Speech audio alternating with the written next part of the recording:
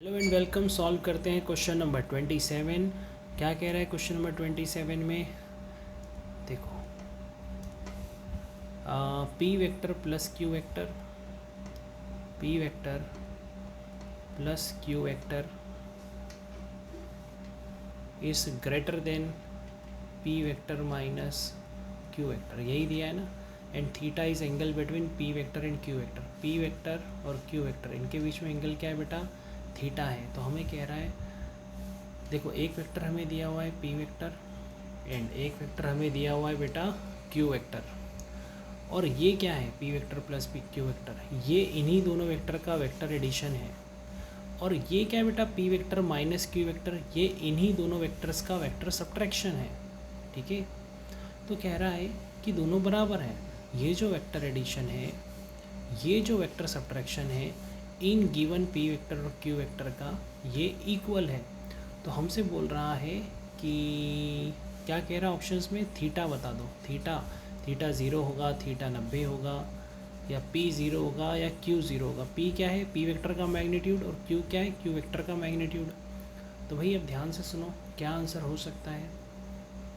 और इनके बीच में थीटा एंगल दे रहा है ना। तो भाई एक चीज़ ये है कि अगर ये दोनों बराबर हैं, P vector plus Q vector, देखो फिर से लिखता हूँ मैं स्टेटमेंट को, P vector plus Q vector, ये दोनों वेक्टर का वेक्टर एडिशन है। और पी वेक्टर में से माइनस कर रहे हैं क्यू वेक्टर, ये दोनों बराबर हैं।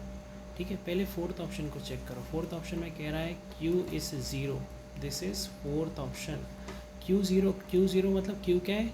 इस क्यू वेक्टर का मैग्नीट्यूड है क्यू, राइट। तो अगर ये ज़ीरो हुआ, अगर ये क्यू ज़ीरो हुआ तो यहाँ पे भी ज़ीरो और यहाँ पे भी ज़ीरो, क्योंकि ज़ीरो वेक्टर हो गया। अगर क्यू क्या है? मैग्नीट्यूड है क्यू वेक्टर का। क्यू ज़ीरो मतलब मैग्नीट्यूड ज़ीरो।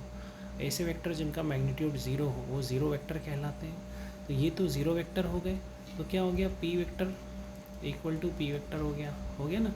और ये स्टेटमेंट ट्रू है, एक पी वेक्टर खुद सेल्फ के इक्वल तो होगा, तो ये ट्रू स्टेटमेंट आ गया बेटा। इसका मतलब फोर्थ ऑप्शन तो सही है, फोर्थ ऑप्शन तो सही है। ठीक है, थर्ड ऑप्शन को चेक करते हैं। देखो थर्ड ऑप्शन को चेक करके बताता हूँ, है ना, थोड़ा सा आपको नॉलेज मिलेगा। गिवन क्या है? क्या गिवन है?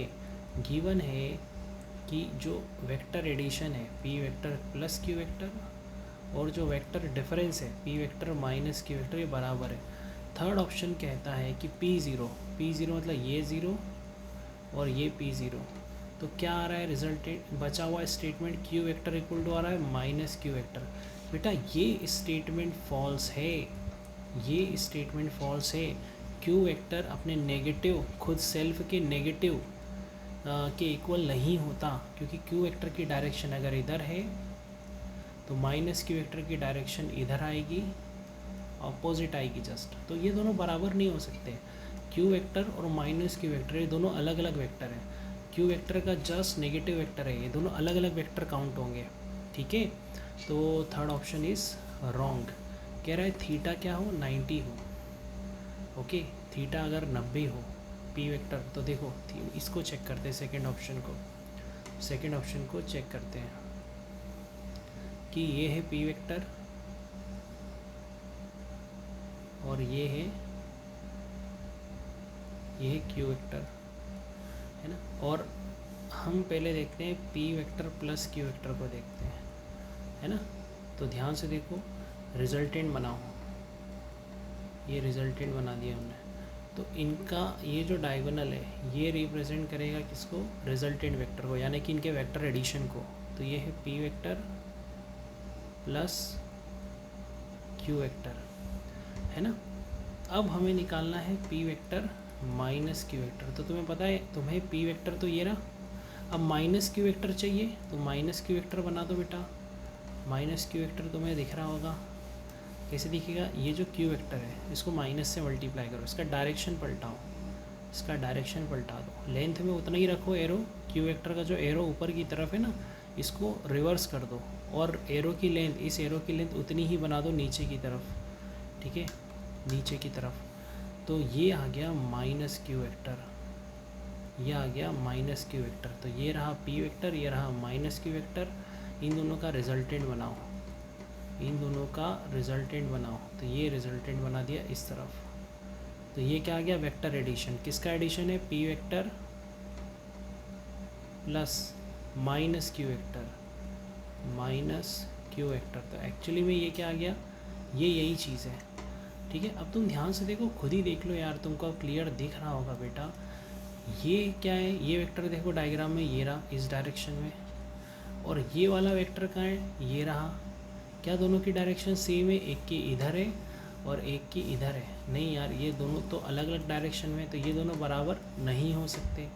जबकि क्वेश्चन में कह रहा है कि ये वेक्टर एडिशन और वेक्टर डिफरेंस बराबर है, और इसमें आ रहा है कि नहीं है। तो ये हमने कौन सा ऑप्शन लिया था, जब थीटा 90 हो, है ना।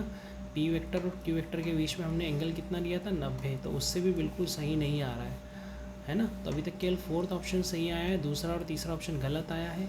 और अगर थीटा 0 है तो भी गलत है। मैं इसको भी एग्जांपल से बता देता हूँ। थीटा 0 ले लो, चलो भाई इसको भी समझ ही लो, इतना समझा है बेटा तो, है ना। देखो मान लो पी वेक्टर इस डायरेक्शन में है और क्यू वेक्टर भी इसी डायरेक्शन में है, तभी तो हम बोलेंगे कि थीटा 0 है। तो जो वेक्टर एडिशन है, रिजल्टेंट वेक्टर, यानी कि इनका जो वेक्टर एडिशन है वो P vector plus Q vector आएगा, है ना। और अगर थीटा 0 है, अगर थीटा 0 है तो P vector minus Q vector तो अलग चीज़ है बेटा। ये कैसे निकलेगा, इसके लिए पी वेक्टर इधर होना चाहिए और क्यू वेक्टर इधर होना चाहिए। तो इस केस में तो थीटा क्या हो गया, 180, समझ रहे हो। तो ये जो P vector plus Q vector है ये किसके बराबर है, ये बराबर है इसके, ये इसके बराबर दे रखा है ना। P vector plus Q vector किसके बराबर दे रखा है क्वेश्चन में, P vector minus Q vector के। और P vector plus Q vector का मतलब है थीटा 0, और P vector minus Q vector का मतलब है थीटा 180। और अगर ये दोनों बराबर हैं, तो अगर ये दोनों बराबर हैं, है ना, ये दोनों क्या है बेटा, बराबर। इसका मतलब है कि दोनों वेक्टर के बीच में एक ही टाइम पे 0 डिग्री का एंगल भी और 180 का एंगल भी है, विच इज़ इम्पॉसिबल। ये तो पॉसिबल ही नहीं है बेटा। इसका मतलब फर्स्ट ऑप्शन भी गलत, फर्स्ट ऑप्शन भी गलत, तो केवल फोर्थ ऑप्शन सही है। मैंने पूरा एनालिसिस करवा दिया इसका।